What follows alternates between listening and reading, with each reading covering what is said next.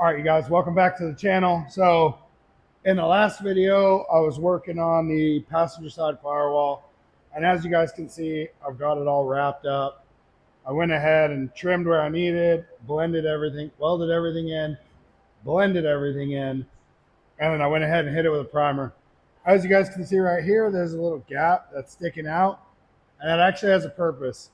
Once I get this other panel completely welded in, I'm going to go back and I'm going to actually make a filler piece right here that I'll weld on the bottom side and weld on the top side and then connect them to the two firewall panels.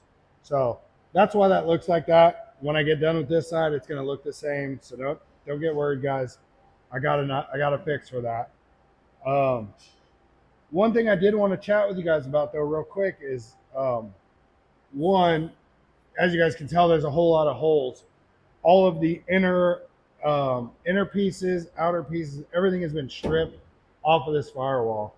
I think at one point Jason may have had a different plan for what was going to happen with this firewall, but we're going to go ahead and do the driver's side with the Hart Fab tunnel as well, you guys. So we have a similar pattern, and as you guys can tell, this is kind of what it's going to look like when we're done.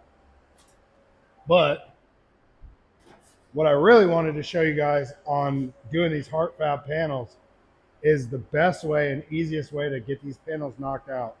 So disregard all of these holes right here. All this, it's all junk. But the holes I do want you to pay attention to are the ones that are up here and go around this corner. So what I did, guys, is let me grab the tool.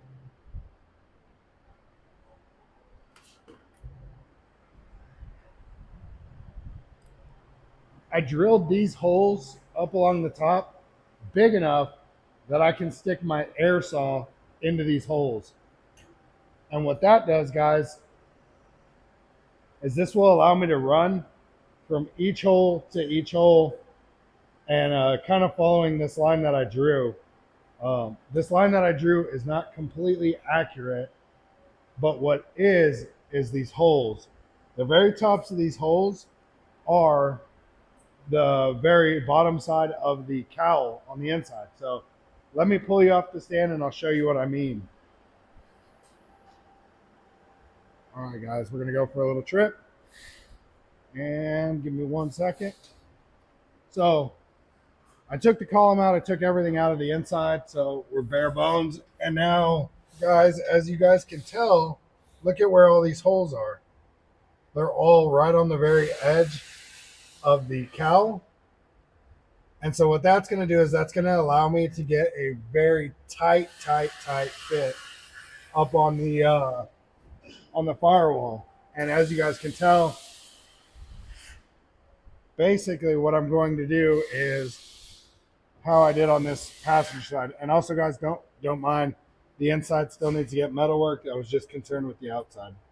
So this little flange right here, guys, is what I'm trying to achieve, and leaving just a little bit of extra material as a flange to weld to. Now this will all get metal worked. I'll grind all this down, get rid of all the welding marks, and then I'll go ahead and hit this with seam sealer, and then I'll prime this as well, guys. So basically I'm trying to achieve this same look that you see on this side over here. Not only that, guys, but let me go back around. We're also going to install the other piece from Hart Fab, which is a mount bracket that adds strength to the passenger side firewall. On the driver side, sorry, this side, passenger on this side. The passenger side really doesn't have a whole lot that mounts to it. You may get vintage air or anything like that. Maybe like on my C10 over here, we have some sexy ass headers going in, but the only thing that's mounted on our firewall on this side is the fuel regulator, guys. So not a whole lot of stuff. But on this side, my master mounts to it, my steering column mounts to it, my gas pedal is going to mount to it, the brake lines get mounted to it as well. So there's a ton of stuff that gets put onto the driver's side firewall. So we're gonna go ahead and add that firewall bracket. And also, not to mention, guys, I'm running manual brakes on my truck, but this truck will not be. So not only do you have all that other stuff, you have a heavy master cylinder and a brake booster that's going to go on this truck. That's going to add a little more weight. So we want to go ahead and make sure that's nice and secure and nice and tight. So once I get the new panel put in, I'll go ahead and add that piece on it as well.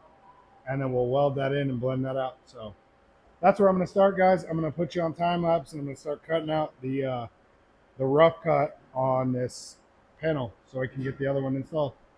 So stay tuned, guys.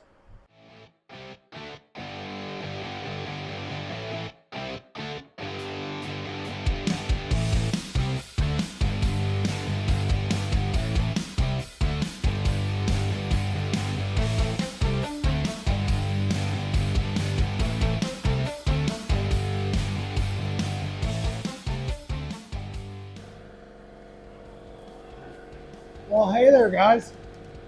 We're back. We got a hole. So, as you guys can tell, let me get out of here.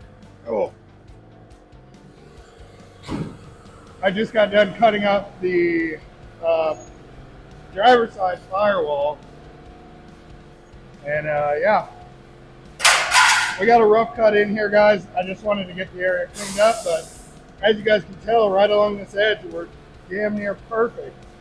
So the next thing to do is go ahead and clean up this area and figure out what we're gonna leave and what we're gonna get rid of. So I'm gonna start working on that, guys.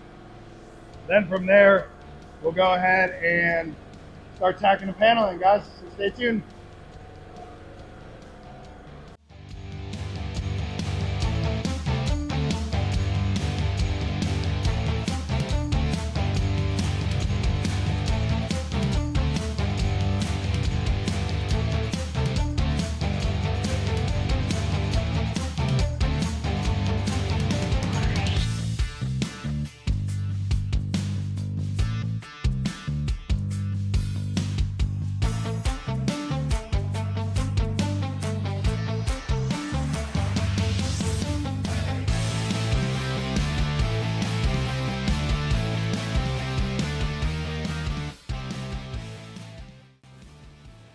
Hey guys, so I had a little mix up here where I was recording and I don't know what happened with the audio, but I lost it.